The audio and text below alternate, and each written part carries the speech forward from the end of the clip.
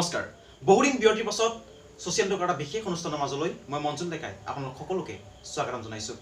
আৰু আজি সোশ্যাল টকৰ এই বিশেষ অনুষ্ঠানত আমি আলোচনা কৰিম শিক্ষকৰ যোগ্যতা পৰীক্ষা অৰ্থাৎ টিচাৰ এলিজিবিলিটি টেষ্ট সমুতে যাক কোৱা হয় টেট সেই টেটক লৈ শেহতীয়াকৈ কি আপডেট আহিছে সেয়াক লৈ আমি সবিশেষ আলোচনা কৰিম আজিৰ ভিডিঅ'টোৰ মাজেদি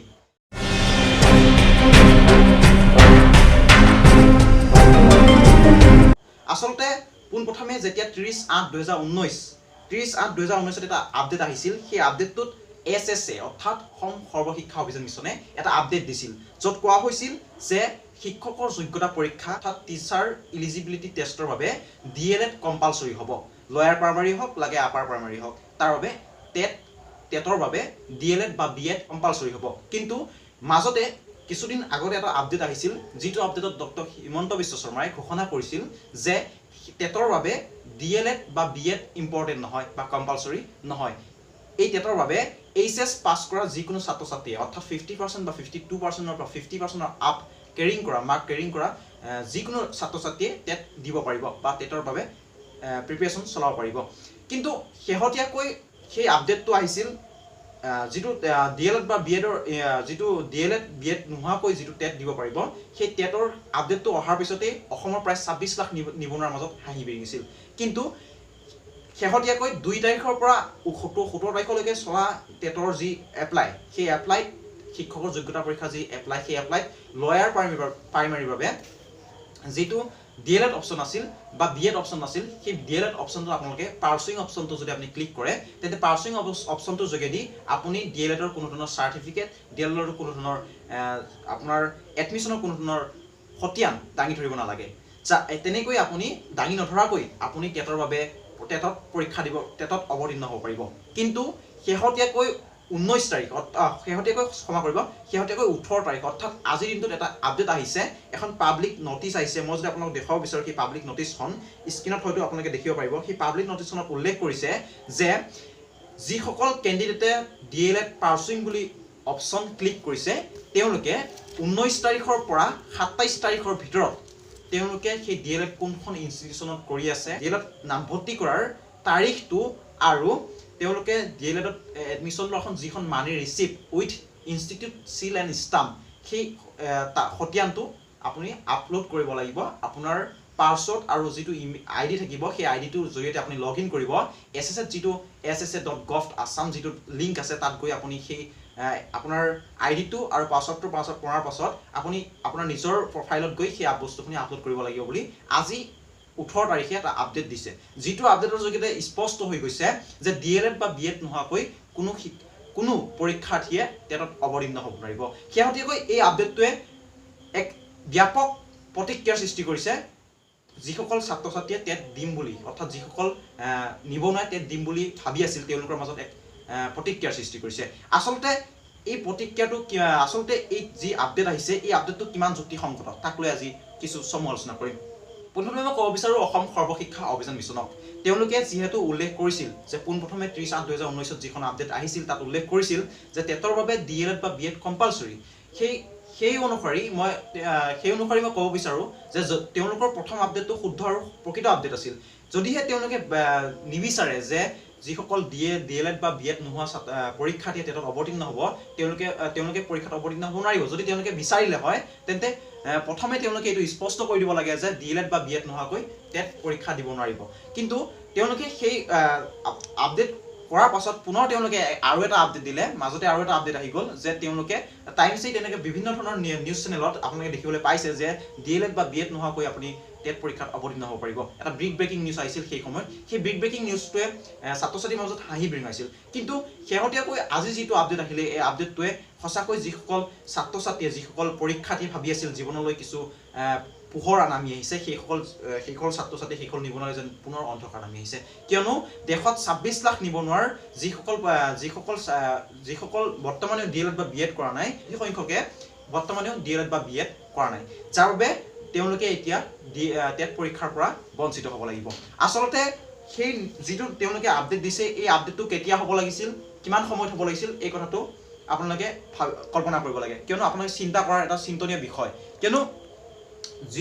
যিখিনি সময়ত আমাৰ টেটৰ প্ৰথম এপ্লাই চলিছিল 2 তাৰিখৰ পৰা 19 তাৰিখৰ ভিতৰত সেইখিনি সময়তে যদি অসম সৰ্বশিক্ষা অভিযানে স্পষ্ট কৰি দিব লাগিছিল যে আপোনালোকে যদি ডিএলএড পাৰ্চুইং বা ডিএলএড কোনো ধৰণৰ ইনষ্টিটিউশ্যন আপুনি নামভৰ্তি কৰা নাই তেনেহ'লে আপোনালোকে ডিএলএড টেটৰ কাৰণে এপ্লাই কৰিব নালাগে এনেধৰণৰ কোনোবা নটিচ দি দিব লাগিছিল যে টেটৰ কাৰণে এপ্লাই কৰিব নোৱাৰিব কিন্তু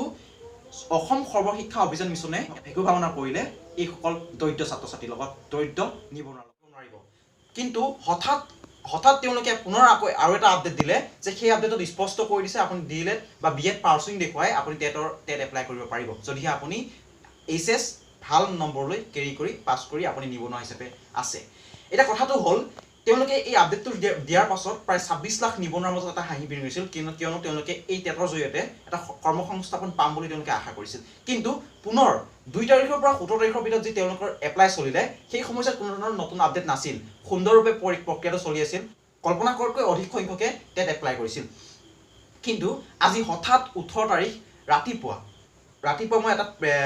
এখন পেপাৰ কাৰ্ডত এটা পাব্লিক নটিচ পালোঁ য'ত উল্লেখ কৰা হৈছে যে আপুনি যদি ডিএলএড বা বিএড আপুনি পাৰ্চুইং হৈছে আপুনি যদি ফৰ্ম ফিল আপ কৰোঁতে পাৰ্চুইং অপশ্যনটো ক্লিক কৰিছে তেন্তে আপুনি 19 তাৰিখৰ পৰা 27 তাৰিখৰ ভিতৰত আপুনি ডিএলএড বা বিএড কোনখন ইনষ্টিটিউশ্যন কৰি আছে কিমান তাৰিখে আপুনি এডমিশ্যন ল'লে আৰু আপুনি এডমিশ্যনৰ বাবে কিমান টকাৰ ৰিচিপ্ট কাটিছিল সেই ৰিচিপ্টখনৰ সহ with institution seal and stamp আপুনি আপোনাৰ যি প্ৰফাইল আছে আপোনাৰ টেটৰ যি এপ্লাই কৰোঁতে এটা যিটো আইডি আৰু পাছৱৰ্ড আছিল সেই আইডি আৰু পাছৱৰ্ডৰ যোগেদি আপুনি নিজৰ প্ৰফাইলত গৈ আপলোড কৰিব লাগিব ইয়াৰ পাছতেই প্ৰতিক্ৰিয়াৰ সৃষ্টি হৈছে সমগ্ৰ অসমৰ নিবনুৱাসকলৰ মাজত তীব্ৰ প্ৰতিক্ৰিয়াৰ সৃষ্টি হৈছে কিয়নো তেওঁলোকৰ যেন আশাত চেঁচা পানী পৰিছে কিয়নো তেওঁলোকে ভাবিছিল যে ডিএলএড বা বিএড পাৰ্চুইং দেখুৱাই তেওঁলোকে টেট পৰীক্ষা অৱতীৰ্ণ হ'ব পাৰিব শেহতীয়াকৈ যিটো আপডেট আহিছিল তাতো উল্লেখ কৰা আছিল যে ডিএলএড বা বিএড তেওঁলোকে নোহোৱাকৈ টেট পৰীক্ষা দিব পাৰিব কিন্তু পাৰ্চুইং শব্দটোৱে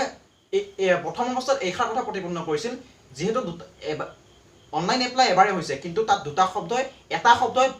দুবাৰত দুটা বিভিন্ন শব্দ অৰ্থৰ প্ৰকাশ কৰিছে যেতিয়া প্ৰথম 2 তাৰিখৰ পৰা 19 তাৰিখলৈকে 2 তাৰিখৰ পৰা 17 তাৰিখলৈকে আপোনাৰ টেটৰ এপ্লাই চলিছিল তাত আপোনাৰ উল্লেখ কৰা আছে যে পাৰ্চুইং শব্দটোৱে আপুনি আপোনাৰ লক্ষ্য বুজাইছে যে আপুনি টেট বা ডিএলএড আপোনাৰ লক্ষ্য আপুনি ডিএলএড কৰিব কিন্তু শেহতীয়াকৈ যিটো আপডেট আহিছে তাত পাৰ্চুইং শব্দটো এটা স্পষ্ট কৰি দিছে আপুনি পাৰ্চুইং শব্দটোৱে আপুনি প্ৰস্তুতি চলাই আছে আপুনি ডিএলএড এডমিশ্যন ল'লে শেহতীয়াকৈ আপডেটটোত পাৰ্চুইং শব্দটোৱে এইটো স্পষ্ট কৰি দিছে এতিয়া কথাটো হ'ল এছএছে যি 26 লাখ নিবনুৱাৰ মাজত ভেকু ভাওনা কৰিছে এই ভেকু ভাওনাটো কিমান যুক্তিসংগত কিয়নো তেওঁলোকে এই কথাষাৰ 2 তাৰিখৰ আগতেই যদি স্পষ্ট কৰি দিলে হয় যে আপুনি ডিএলএড কৰা নাই বিএড কৰা নাই আপুনি টেটৰ অৱতীৰ্ণ হ'ব নোৱাৰিব কিন্তু তেওঁলোকে সেই কথাটো স্পষ্ট কৰি দিব পাৰিলেহেঁতেন কিন্তু তেওঁলোকে 325 টকাৰ বাবে 300 দুখীয়াৰ যি পানী কৰি তেওঁলোকে যি টকা অৰ্জন কৰিছে সেই টকাৰ তেওঁলোকে আত্মসাৎ কৰিবৰ বাবে সমতে যদি ক'বলৈ যাওঁ তেওঁলোকে আত্মসাৎ কৰিবৰ বাবে এই প্ৰক্ৰিয়াটো অৱলম্বন কৰিছে কিয়নো দেশত লাখ লাখ নিবনুৱাই টেটৰ বাবে এপ্লাই কৰিছে প্ৰতিজনৰ পৰা গড় হিচাপত চাবলৈ গ'লে 325 টকা তেওঁলোকে আদায় কৰিছে যাৰ ফলত এটা বৃহৎ পৰিমাণৰ ধনৰাশি হৈছে যিটো ধনৰাশিৰ জৰিয়তে তেওঁলোকে বিভিন্ন ধৰণৰ কাম কৰিব পাৰিব কিন্তু কথাটো তেনেকুৱা নহয় 350 টকা বা 325 টকা যিজনে উৎপাদন কৰে যিজনে ইনকাম কৰে তেওঁ বুজি পায় 325 টকাটোৰ প্ৰকৃত মূল্য কি আচলতে এজন মধ্যবিত্ত বা এজন দৰিদ্ৰ পৰিয়ালৰ লোকে গম পায় 325 টকাটোৰ বাবে কিমানখিনি কষ্ট কৰিবলগীয়া হয় অৰ্থাৎ এজন ব্যক্তিৰ সাধাৰণ হিচাপত যদি আমি ক'বলৈ যাওঁ দুদিনৰ হাজিৰাটো হৈছে 325 টকা ইয়াত লিখা আছে মই ক'বলৈ বিচৰা নাই যে তেওঁলোকে ৰিফাণ্ড নকৰিব ইয়াত লিখা আছে যে যদি তেওঁলোকে আপডেট দিব নোৱাৰে তেনেহ'লে অতি শীঘ্ৰে তেওঁলোকৰ ফৰ্মখন ৰিজেক্টেড কৰা হ'ব আৰু তেওঁলোকক প্ৰচেছ অনুসৰি টকাটো ৰিফাণ্ড কৰা হ'ব কিন্তু মোৰ কথাটো হ'ল ৰিফাণ্ডটো কেতিয়া হয় কি হয় সেইটো কথা ক'বলৈ নাযাওঁ কিন্তু কথাটো হ'ল এনেদৰে কাৰোবাৰ বিবেকৰ সৈতে খেলা অধিকাৰ এছএছৰ হাতত নাই যদি তেওঁলোকে স্পষ্ট কৰি দিলেহেঁতেন যে ডিএলএড বা বিএডৰ অবিহনে টেট দিব নোৱাৰিব তেন্তে আমাৰ দৰে বা অন্যান্য দৰে দুখীয়া ছাত্ৰ ছাত্ৰীসকল বা নিবনুৱাসকলে টেট নিদিলেহেঁতেন কিন্তু তেওঁলোকে এইটো স্পষ্ট কৰি দিছিল যে ডিএলএড বা বিএডৰ অবিহনে টেট দিব পাৰিব যাৰ বাবে আমাৰ দৰে নিবনুৱাসকলে এক আশা বুকুত বান্ধি লৈ টেটৰ বাবে এপ্লাই কৰিছিল তেওঁলোকে আৰু এটা কথা ক'বলৈ যাওঁ তেওঁলোকে আৰু এটা কাম কৰিব পাৰিলে হয় কিয়নো যিহেতু টেটৰ এপ্লাইত 18 20 22 এনেকুৱা পৰ্যায়ৰ বহুতো উঠি অহা নৱপ্ৰজন্মই এপ্লাই কৰিছে তেওঁলোকে এইটো সীমাৰেখা নিৰ্ধাৰিত কৰিব পাৰিলে হয় যে যিসকল 20 বছৰ 22 বছৰ বা 22 বছৰ এটা সীমাৰেখা বান্ধি যে ক'ব পাৰিলে হয় যে যিসকল ছাত্ৰ ছাত্ৰীয়ে বৰ্তমান বিএ বা বিএছচি কৰি আছে বা বিকম কৰি আছে তেওঁলোকৰ বাবে এই টেট নহয় যিসকল ছাত্ৰ ছাত্ৰীয়ে বৰ্তমান সময়ত পঢ়ি তেওঁলোকে নিবনুৱা হৈছে, কোনো ধৰণৰ কৰ্মসংস্থাপন পোৱা নাই, তেওঁলোকৰ বাবেহে টেটটো আমি পাতিছোঁ। এনেদৰে তেওঁলোকে আপডেট দিয়া হওঁতে হয়তো যিসকল ছাত্ৰ ছাত্ৰীয়ে বৰ্তমান শিক্ষাৰ BA BSc BCom কৰি আছে তেওঁলোকে হয়তো এপ্লাই নকৰিলেহেঁতেন। তেওঁলোকে বিভিন্ন ধৰণৰ পদ্ধতি আছিল অৱলম্বন কৰা হয়, এনেধৰণৰ পৰ্যায় নহ'লহেঁতেন। এতিয়া আমাৰ কথাটো হ'ল যে এই যিটো প্ৰক্ৰিয়া চলিলে, এনেদৰে যিটো ভুৱা প্ৰক্ৰিয়া এটা চলিলে 2 তাৰিখৰ পৰা 17 তাৰিখলৈ টেটৰ DLED BED নোহোৱাকৈ টেট কৰিব পাৰিব। আকৌ পুনৰ আজি 18 তাৰিখে এটা নতুন আপডেট যে টেটত DLED আৰু BED কম্পালচৰি। এনেদৰে যিটো ভুৱা প্ৰক্ৰিয়া, এনেধৰণৰ চৰকাৰী বিভাগত এই ভুৱা প্ৰক্ৰিয়াটো সঁচাকৈ যেন ক'ৰবাত নহয় ক'ৰবাত কাৰোবাৰ অন্তৰত আঘাত সানি গৈছে। আমি পুনৰবাৰ কৈছোঁ, SSC ক মই অনুৰোধ জনাইছোঁ, আপোনালোকে অতি শীঘ্ৰে ইয়াৰ ওপৰত ব্যৱস্থা লওক। অসম চৰকাৰ, ৰাজ্য চৰকাৰ, কেন্দ্ৰীয় চৰকাৰ মই সকলোকে আবেদন জনাইছোঁ এই ভিডিঅ'টোৰ জৰিয়তে। মই আপোনালোকক